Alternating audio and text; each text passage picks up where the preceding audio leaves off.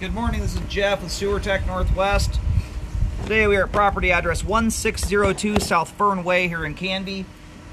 We're located at the front of the house.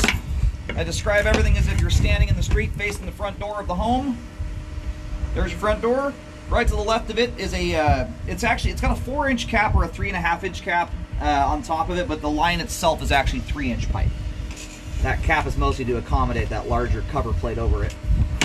Anyhow, 3-inch ABS is what we're dropping into here. We're checking the overall condition and serviceability of the sanitary sewer line. Water is running. We are zeroed out, and off we go. Hoping and praying for no construction debris in the line here. That is seems to be the big ticket item these days on new construction.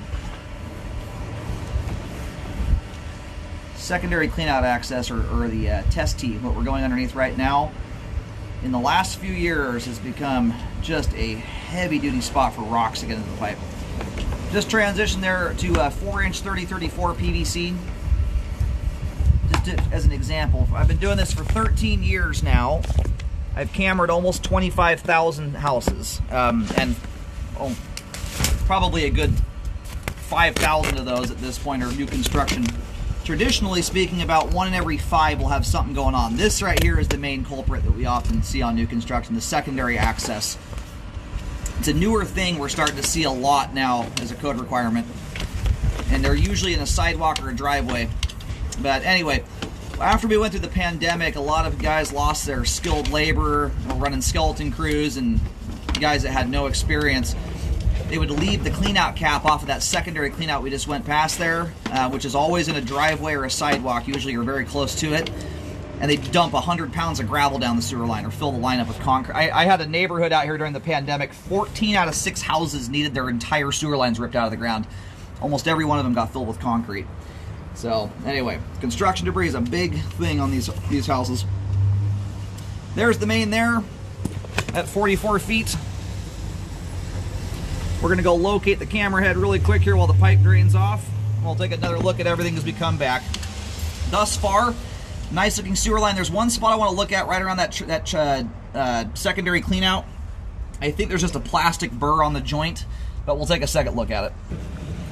Alrighty, located the camera head successfully. Line does almost a straight shot out. If you look just about in a straight line out towards the street from the cleanout to the middle of the road, in the sidewalk, pretty close to in line with this initial cleanout, you'll see a big steel plate in the sidewalk. That's the secondary cleanout access I was talking about. And the green pipe there.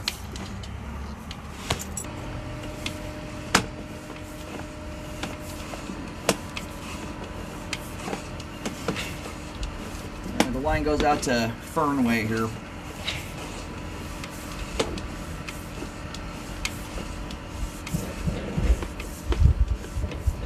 That right there, that tie-in at the top of the pipe, that's directly underneath that big steel plate out there. So yeah, what you've got there is just it's a little tiny plastic burr. By and large, that thing is skinny and small enough that it should be bending and moving out of the way. I mean, keep in mind, we're in a 4-inch pipe. That gives you a vantage point on how small that is. The only thing that would generally snag up would be improper items. If someone flushed, let's say, tampons down the line with a big string attached to them, could snag on that. My guess is at some point here, this is probably going to eventually wear and snap off, but it might not. So, the only scenario I could ever see that hanging anything up would be under an improper item scenario. If you're flushing stuff down the line that really shouldn't go down there. It'd be very easy to trim out. You could run an auger through there and snap that thing off very, very easily. So it's something you could always ask the builder. That you shouldn't have burrs like that on a pipe joint. So I will at least notate it. I would recommend removing it, but just keep in mind, it's not one of those things that, under most circumstances, is ever going to affect functionality.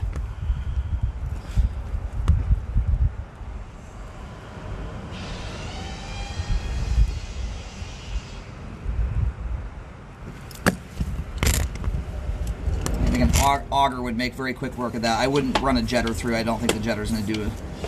High pressure water is great for some stuff, but for that you need a hard abrasive, something with a cutting blade like you'd use for cutting roots, and or spinning chain flails on a jetter would do the job too.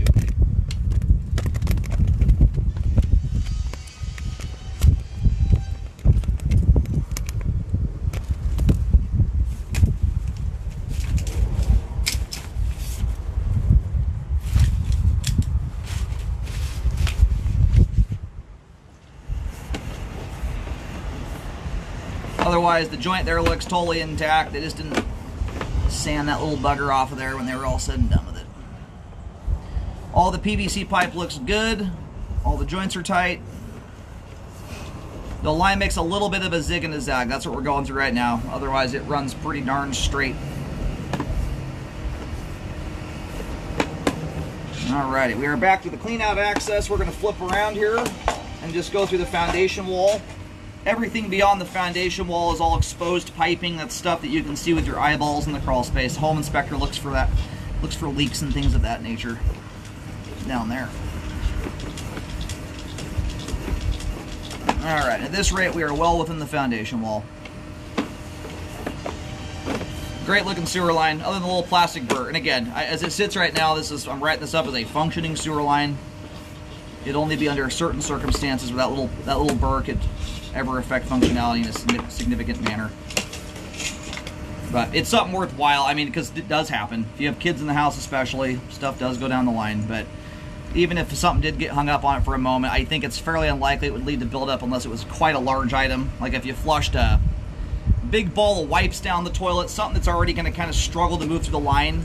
Stuff like that can be the final pinch point where it really decides to hang up. But anyway, good flow of the main. All the pipe here is in good condition and intact. I would recommend trimming that burr off the joint at 25 feet. I would request that the builders, normally I recommend re-scoping, always re-scoping after any kind of repairs or cleaning is done on new construction to verify that it was done. There's a lot of houses in these places, and sometimes someone shows up to the wrong house. I've seen it happen many times. Being that it's a burr that tiny, you know, I would request that they just try and sewer scope it themselves so you don't have to foot the bill on another re-scope fee for something of that, you know, that's relatively minimal. If you get a line full of rocks, I would certainly recommend you have me come back out to re-scope it, but something like that, I think you'd be fine just taking the builder's video. If it's something that gets negotiated into the repair addendum, so. Anyhow, otherwise, very nice looking sewer line there.